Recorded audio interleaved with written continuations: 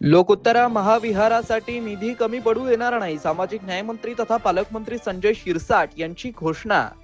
महाराष्ट्र शासनाचे मार्फत बोधगया येथे मोफत धम्मसहलीचं आयोजन करण्यात आल्याची घोषणा सामाजिक न्यायमंत्री तथा पालकमंत्री संजय शिरसाट यांनी लोकोत्तरा महाविहाराच्या परिसरात नव्याने बांधण्यात आलेल्या कल्चरल हॉलच्या या इमारतीच्या उद्घाटन प्रसंगी केला आहे. याबरोबरच लोकोत्तरा महाविहारासाठी निधी कमी पडू देणार नसल्याची घोषणा देखील त्यांनी केली आहे. मौजे चौकातील लोकोत्तरा महाविहाराच्या परिसरात नव्याने बांधण्यात आलेल्या कल्चरल हॉल या इमारतीचं उद्घाटन व नामकरण रविवार रोजी सामाजिक न्यायमंत्री तथा पालकमंत्री संजय शिरसाट यांच्या हस्ते धम्ममय वातावरणामध्ये पार पडलं. यावेळी कार्यक्रमाच्या अध्यक्षस्थानी लोकोत्तरा चॅरिटेबल मिशनचे संस्थापक अध्यक्ष, अखिल भारतीय भिक्खू संघाचे बोधगयाचे अनुसंघनायक भदंत बोधिपालो महाथेरो हे होते. तर आमदार अनुराधाताई चव्हाण, सामाजिक न्याय व विशेष सहाय्य विभाग प्रधान सचिव डॉक्टर हर्षदीप कांबळे, जिल्हा परिषद उपाध्यक्ष जयस्वाल, प्रादेशिक उपायुक्त समाज कल्याण डॉक्टर दीपक खरात, मंडळ अधीक्षक अभियंता एस भगत, प्रादेशिक उपसंचालक इतर मागास बहुजन कल्याण विभाग शेख जलील, सरपंच दत्तू साळवे, लोकोत्तरा चॅरिटेबल मिशन महासचिव भदंत काश्यप महातेरो यांची प्रमुख उपस्थिती होती. यावेळी महाविहारास प्रत्येकी एक कक्ष खोली बांधून देणाऱ्या दानदात्यांचा सत्कार पालकमंत्री संजय शिरसाट यांच्या हस्ते करण्यात आला. कार्यक्रमाचं प्रास्ताविक अभियंता दादा वाकोडे यांनी केला, तर उपस्थित मान्यवरांनी मनोगत व्यक्त केला. शेवटी भदंत बोधिपालो महाथेरो यांनी अध्यक्षीय समारोप केला. आम्ही नागपूरला सुद्धा अनेक पैसे दिलेले आहेत. या ठिकाणी सुद्धा द्यायचा आमचा माणूस आहे. तुम्ही कधीही आपण त्या ठिकाणी राहतो किंवा ज्या भागामध्ये आपण आहोत त्या ठिकाणी एक वेगळी वास्तू आपल्याला उभी करायची जी चिरकाल टिकणार आहे. म्हणून तुम्हाला एक आमच्यातर्फे माझ्या खात्यातर्फे तुम्हाला निश्चित सांगेल, आमदारांचा याच्यामध्ये निश्चित पाठपुरावा असतो. दरवेळेला मला सांगितलंही असतं, मला हे पाहिजे ते पाहिजे ते पाहिजे आणि निधीमध्ये असतो नसलो तरी मी आमदारांचं सर्व काही ऐकतो. त्यांना आमदाराला भरभरून निधी सुद्धा देतो. याच्यापूर्वी आमदाराला एवढा निधी कधी दिलेला नाही, तेवढा निधी मी देतो प्रत्येक जिल्ह्याच्या कोणत्याही आमदाराला. म्हणून आपल्याकडे आल्यानंतर ते आपलं नाही तर ते सर्वांचं आहे आणि सर्वांनी मिळून या तालुक्याचा किंवा या भागाचा विकास केला पाहिजे, त्याची माझी धारणा आहे. म्हणून या ठिकाणी सुद्धा लँडस्केपिंग करताना उगाच कुठेतरी झाडं लावायचे, उगाच काहीतरी करायचं असं करू नका. तुम्हाला माहितीच सांगतो, नागपूरला आम्ही करतो खर्च दीक्षाभूमीवर, तिथं पार्किंगचा प्रॉब्लेम आला होता. त्या ठिकाणी सांगितलं लँडस्केपिंग करून टाकलं, सगळ्याला बोलतो लँडस्केपिंग करायची, चांगलं गाड्या झालं तिथं तिथं सुद्धा करा. खर्च किती माहिती तुम्हाला? 200 कोटी रुपये खर्च करतो आपण दीक्षाभूमीवर. 200 कोटी रुपये. त्याचा जो आर्किटेक्ट आहे तो आपल्याला त्याला हायर करायला लागतो. ग्लोबल टेंडर काढलं. सिंगापूर आणि दुबई धर्तीवरचं ते त्या प्रकारचं लँडस्केपिंग असतं. म्हणजे विचार करायच्या गाड्यांची सुद्धा अनेक जण सांगतात, घटनेबद्दल बोलतात. मोठ्या मोठ्या अधिकाऱ्यांनी असे पाहिजे, काही काही वेळेला मोठे अधिकारी सुद्धा मोठ्या पदावर गेल्यानंतर त्यांना समाजाचा विसर पडतो. आणि काही असे आहेत ते सांगतात आम्ही मला की बाबासाहेबांची घटना होती, बाबासाहेबांचं रिझर्वेशन होतं, बाबासाहेबांना मला त्यांच्यामुळे आम्हाला शिक्षण द्यावं लागलं, त्याच्यामुळे आम्ही या मोठ्या पदावर आलो, म्हणून आम्ही बाबासाहेबांचे ऋणामध्ये आहोत, म्हणून आम्हाला काम करायचं. हे दोन वर्ग आपल्याकडे नाही. आणि म्हणून आपला जो आपला वर्ग ज्याला आपण आपला म्हणतो त्यांच्या खांद्यावर एक जबाबदारी. म्हणून आम्ही ते सांगतो की आम्हाला सुट्टी नाही आहे आणि 365 दिवस काम करतो. आता तुम्ही मार्चचा 14 तारखेला पाहिजे असेल, या 20 मार्चला आता या 8-9 तारखेला काम सुरू होईल. त्याचं मला मानगावला जायचं, मानगावला पहिले एकदा जाऊन आलो, मानगावला आम्हाला पैसे द्यायचे. आम्हाला पुढच्या आठवड्यामध्ये नोएडाला जायचं, बाबासाहेबांचा पुतळा बसवायचा. या पुढच्या आठवड्यामध्ये पुन्हा आम्हाला जायचं बिहारच्या मुख्यमंत्र्यांना भेटायचं. आम्हाला बौद्ध जायचं तर त्यासाठी 10 एकर जागा घ्यायची. जवळपास 300-400 कोटी रुपये खर्च करून तिथे सामाजिक न्याय भवन आम्हाला उभं करायचं. आणि तुम्हाला एक आनंदाची बातमी देतो, समाजातील सर्व घटकांना तुमच्याकडे तुम्ही सर्व व्हॉट्सअपवाले आहात. कुणाच्या हातात मोबाईल नसेल तर त्याच्यासारखं कर्मचारी नाही. एक घेऊन असतं भाजपचे 2-2 मोबाईल असतात. परंतु तरी मी तुम्हाला सांगतो, हे करून योजना पुन्हा सुरू करतोय. कीर्तनदर्शन योजना, मुख्यमंत्री कीर्तनदर्शन योजना. मे मध्ये बौद्ध गयाला ज्यांना जायचं असेल विथ फॅमिलीचा असे सगळ्यांसाठी मे मध्ये आपण ट्रेन काढतोय. 6 दिवसाचा प्रवास आहे. तुम्ही घरून चट्टी घातलं नाही आणि तरी चालेल, त्याची सगळी व्यवस्था त्या ट्रेन मध्ये होईल. तुम्हाला ड्रायव्हर डॉक्टर चालले, तुम्हाला फिरायला तिकडे बसेस त्यांच्यात असतील, तिथं राहायची व्यवस्था सुद्धा आम्हीच करू. फक्त कपडे बरोबर घेऊन या. तिकीट 5 कोटी रुपये माझ्या विभागाने सभागृह बांधलं.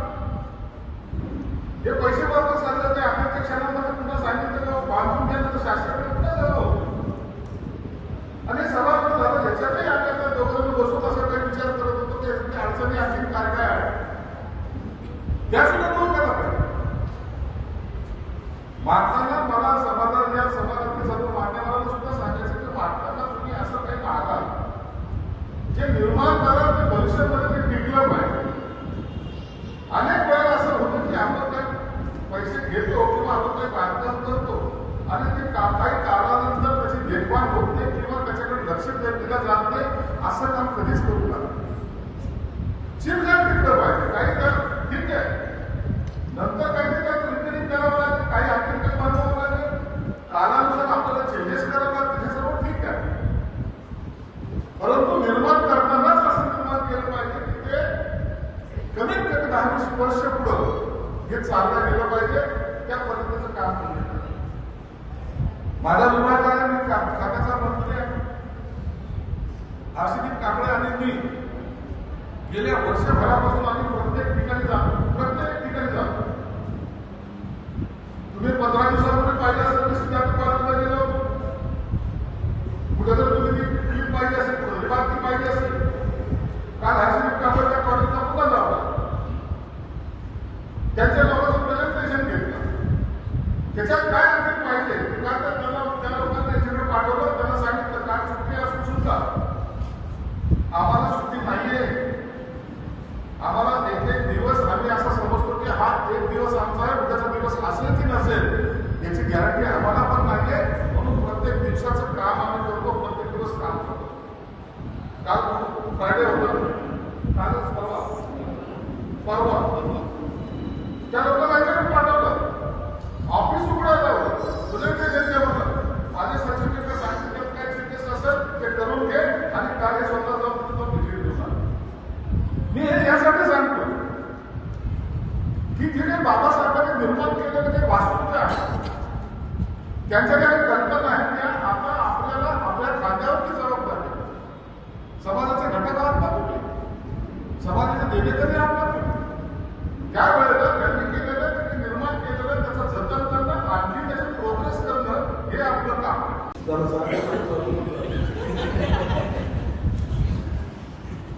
परंतु मला त्या ठिकाणी आल्यानंतर एका गोष्टीचा आनंद झाला. मी आलेल्यांचे चेहरे त्या ठिकाणी पाहिले जे कधी काळी सरकारी कर्मचारी होते, जे कधी काळी दुसऱ्या वेगवेगळे व्यवसाय होते, परंतु या ठिकाणी समाजाचं काम करताना त्यांचा आवर्जून या ठिकाणी मोठा सहभाग त्यांचा बाळगला. मला आयुष्यामध्ये काय करायचं हे कधीतरी आपण ठरवलं. रुटीन जे आयुष्य असतं, आपल्याला मुलगा जन्माला आला किंवा मुलगी जन्माला आली ते ठरलेलं असतं. मुलाला मुलं करायचं, मुलीला मोठं करायचं, लग्न संसार करायचा, घर चांगलं बांधायचं, गाडी चांगली घ्यायची, बंगला चांगला बांधायचा, जसा मी बांधला.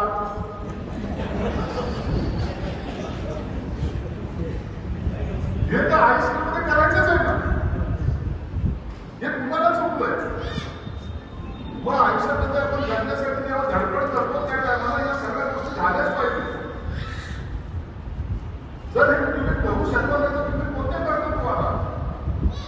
म्हणून हे करत असताना सुद्धा आपण त्या समाजापासून या ठिकाणी आलेलो आहोत, त्या समाजासाठी तुमचं योगदान काय.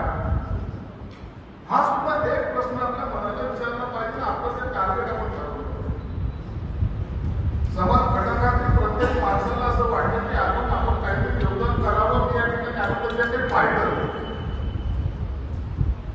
प्रत्येकाचं काही ना काही योगदान आहे.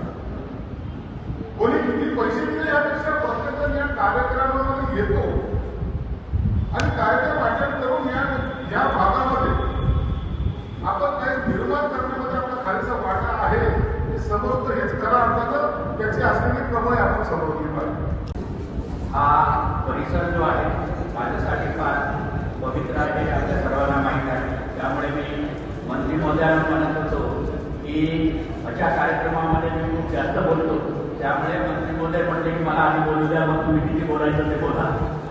त्यांचा आज व्यवहार असल्यामुळे खूप व्यस्त कार्यक्रम आहे. परंतु मला 2 मिनिटांमध्ये हे सांगायचे की माननीय मंत्री महोदयांनी या विभागाचा चार्ज घेतल्यापासून आतापर्यंत वेगवेगळ्या योजनांवर ह्या 1.25 वर्षामध्ये नाही म्हटलं तरी जवळपास 15,000 कोटीचा खर्च जो आहे तो त्यांच्या माध्यमातून झालेला आणि तो समाजापर्यंत पोहोचलेला. तुम्हाला सर्वांना माहीत आहे की ह्या कालावधीमध्ये काय काय झालं. पीपल एज्युकेशन सोसायटीचे 500 कोटी रुपये तुम्हाला माहीत आहे. आतापर्यंत इतिहासामध्ये असं कधीच झालं नाही. कुठल्याही संस्थेला एवढं मिळाले नाही. ती साहेबांची बोलण्याची आणि त्याच्यापेक्षा आणखी करून दाखवण्याची जी ताकद आहे. त्यामुळे आता हे सगळे मोठे मोठे कामं होत आहेत. बुद्धगयाच्याही तुम्ही आता महाराष्ट्र भवन जे तिथे बांधण्यात येणार आहे. काही संकल्पना जी आहे ती सन्माननीय संजयजी शिरसाट साहेबांची आहे. मलाही नेहमीच हे वाटत गेलेलं आहे की जेवढे जास्त आपण चांगले काम करतो तेवढे आणखी कुशल ब्रह्म जेवढे चांगले आपण जास्त करतो तेवढे आणखी चांगले काम करायच्या संधी जे आहे ते तुम्हाला मिळत असतात. ही खूप चांगली संधी या निमित्ताने सामाजिक न्याय विभागाचे प्रधान सचिव म्हणून मला मिळालेली आहे आणि मला इथे प्रधान सचिव म्हणून आणण्यामध्येही मंत्री महोदयांचा फार मोठा वाटा आहे हे मी या ठिकाणी सांगू इच्छितो. आणि त्यांचा भेट न घेता मी इथे आमदार झाल्यानंतर मी इथे भेट दिली. आपले इथे वाकोडे साहेब असतील, जे ननामे असतील, तर एक दिवस इथे येऊन या वास्तूची संपूर्णपणे पाहणी केली आणि त्यावेळेस मंत्रीजी आपल्यासोबत होते आणि त्यांनी संपूर्ण ती व्यवस्था दाखवली. आणि तिथे म्हणजे जगभरातून लोक तिथे ज्ञान घेण्यासाठी येतात. अतिशय चांगल्या अध्यापन क्लासरूम आणि तिथे ज्ञान साधनेचं काम आपले मंत्रीजी तिथे करत असतात. आणि एवढं जगप्रसिद्ध असलेलं आपलं एक ठिकाण आहे आणि आपल्यासाठी फार मोलाची फार सौभाग्याची बाब आहे. पण इथे काम करत असताना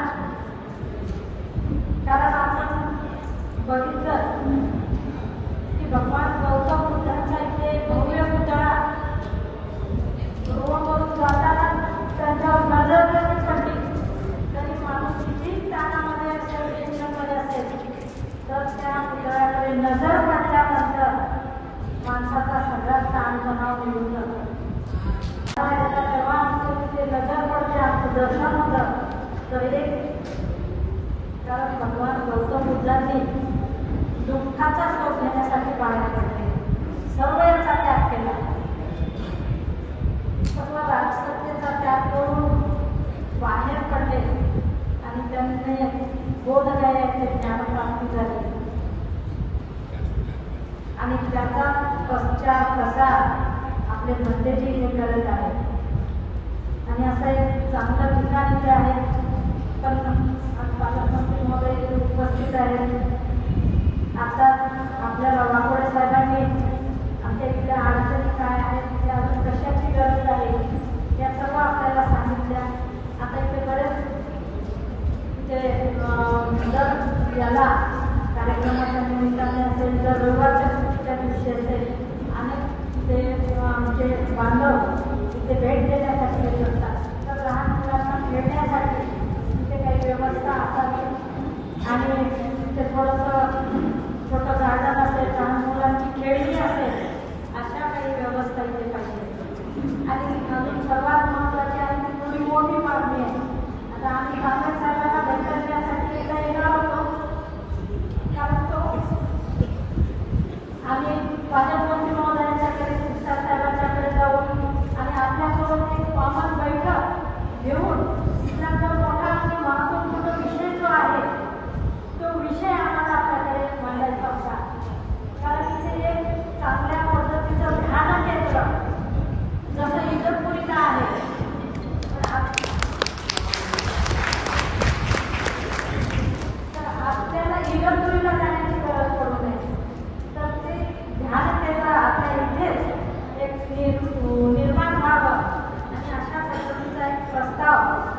इथे जर आपल्या माध्यमातून झाला, साहेबांच्या सदैवचे मार्गदर्शन असतं, तर त्या तो जरी काही झाला तर चांगलं आपल्या इथे, कारण इथे जे ज्ञानार्जन सदैव होत असतं त्याच्यामध्ये चांगली भर आता इथे पडेल. तुमची चाहते तसंच ते बदल करू शकतात.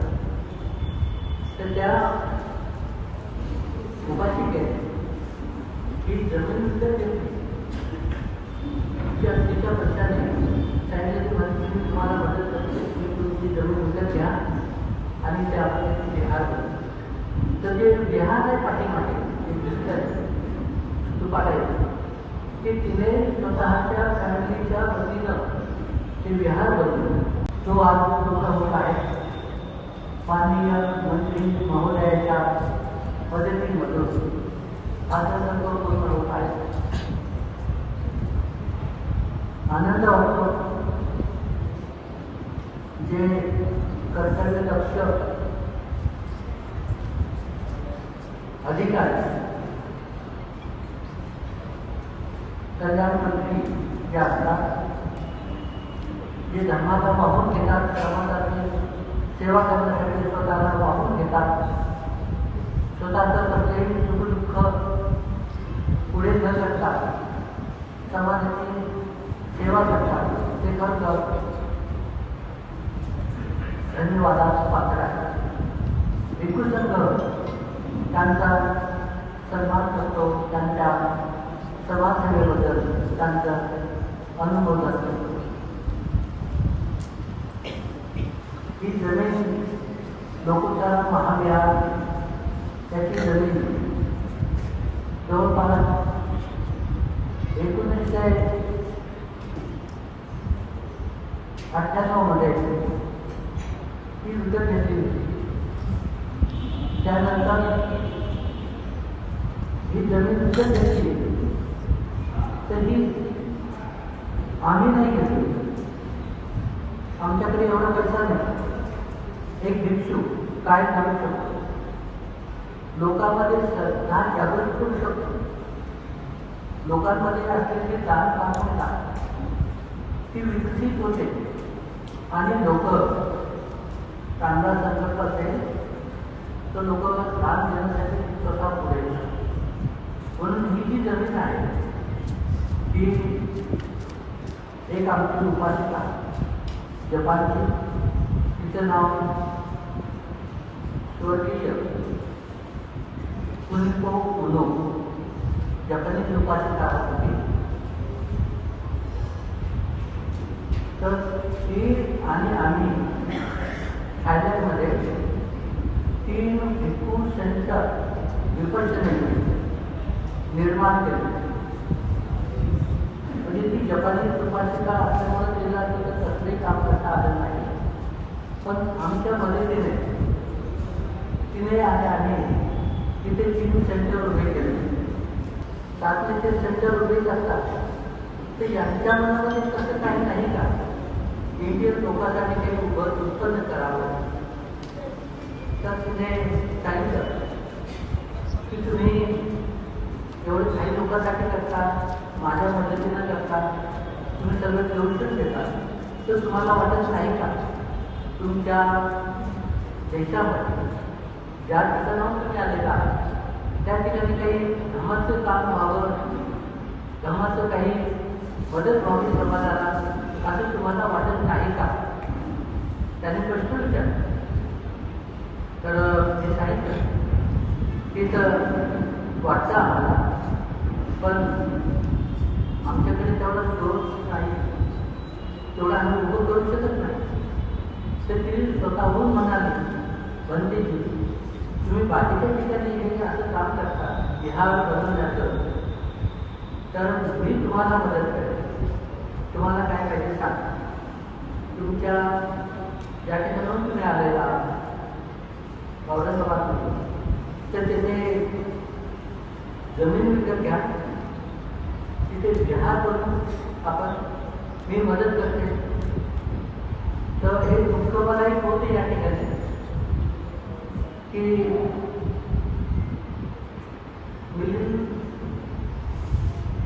परिसरामध्ये नागसेन मठामध्ये अनेक वेळा त्या ठिकाणी विहाराचं पूजन झालं. खड्डे खूप त्या ठिकाणी माननीय त्यावेळेचे अनेक PSचे अधिकारी होते. त्यांनी अनेक वेळा त्या ठिकाणी उद्घाटन केलं आंबेडकर कॉलेजला आणि अनेक ठिकाणी ते अनेक वेळा बसून टाकले. तर त्याचं शल्य मला होतं. ज्या समाजातून आलो त्या समाजाचे ऋण फेडण्यासाठी आपण काही मदत केली पाहिजे. साधारण 2003 साली या संस्थेची नोंदणी झाली. त्यानंतर आजपर्यंत काय काय कामं झाली. धार्मिक कार्यक्रम सगळ्यांना माहितीच आहे, परंतु इन्फ्रास्ट्रक्चर काय काय डेव्हलप झालं त्याच्याबद्दल मी सांगणार आहे. जेव्हा कुरिको मॅडमने ही जमीन दान केली तर त्यावेळी या जमिनीमध्ये काय काय असायला पाहिजे. कुरिपालो भरतीचा नेहमी त्यांचा विचार असा असतो की बुद्ध विहार हे सामाजिक लोकांमधून झाले पाहिजे. त्या दृष्टीनं त्यांनी त्या जमिनीमध्ये आराखडा तयार केला आणि त्या आराखडा तयार करताना प्रसिद्ध वास्तुशास्त्रज्ञ आर्किटेक्ट सन्माननीय संदीप कांबळे यांनी या परिसराचा आराखडा तयार केलेला आहे. या आराखड्याचा सूर्यग्रहण झालेला आहे. त्यानंतर संदीप कांबळे आर्किटेक्ट असताना त्यांनी या परिसरामध्ये काय काय असावं असा एक प्रस्ताव शासनाने सादर केला. त्यामध्ये प्रामुख्याने 5 बिल्डिंगची कामं होती. एक कल्चरल ट्रेनिंग सेंटर जे आता झालेलं नाही, त्याचा प्रस्ताव आता आपल्याला सादर केलेला आहे. विभागाकडे दिला आहे. त्याच्यानंतर गव्हर्नमेंट होती ट्रेनिंग सेंटर. तर शासनाकडे प्रस्ताव सादर केलेला होता, पण शासनाने मंजूर व्हायला उशीर झाला. दरम्यान भरतीच्या उपासिका आणि त्यांचा उपासिकांचा संघ प्रायव्हेटचा रोजना मॅडमला आपण सगळे ओळखतो. त्या आणि त्यांचा तिथल्या उपासक संघ उपासिका संघ यांनी या परिसरात 2 नंबरची बिल्डिंग जे ट्रेनिंग सेंटर म्हणतो आता जे भिक्षू राहतात ते त्यांच्या दारातून त्यांची बाजू दिली. मित्रांनो, ही बातमी तुम्हाला कशी वाटली आमच्या कमेंट बॉक्समध्ये प्रतिक्रियेच्या स्वरूपात नोंदवायला विसरू नका. अशाच बातम्या बघण्यासाठी आणि अपडेट राहण्यासाठी आमच्या YouTube चॅनलला सबस्क्राईब करायला विसरू नका. धन्यवाद.